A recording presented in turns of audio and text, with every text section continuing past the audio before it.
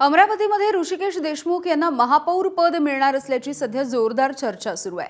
अमरावती महानगरपालिका महापौर पदासाठी सर्वसाधारण सोडत निघाली, तसंच भाजपचा महापौर होणार अशी आकडेवारीची जुळवाजुळव सुरू असल्याचं बोललं जात आहे। यामध्ये भाजपचे तरुण नगरसेवक असलेल्या ऋषिकेश देशमुखांना महापौर पद मिळेल अशी चर्चा आहे। देशमुखांना पालकमंत्री चंद्रशेखर बावनकुळे यांच्या मार्फत 3.5 कोटी रुपयांचा विकास निधी देण्यात आला होता।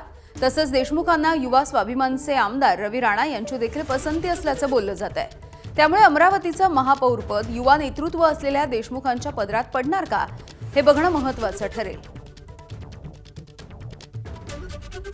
पक्षाकडून तर काही आदेश आला नाही, काही संदेश आलेला नाही आहे, पण नक्कीच बावनकुळे साहेब, देवेंद्र फडणवीस साहेब यांनी संधी दिली तर संधीचं सोनं नक्की करू। पहिल्यांदा निवडून आलेलो आहे, पक्ष जी जबाबदारी देईल ते जबाबदारी चांगल्या पद्धतीने पार पडू नक्कीच।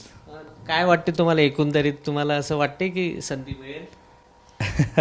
आता ते तर पक्ष नेतृत्व, कोर कमिटी आणि देवेंद्र फडणवीस साहेब, बावनकुळे साहेबच ठरवतील।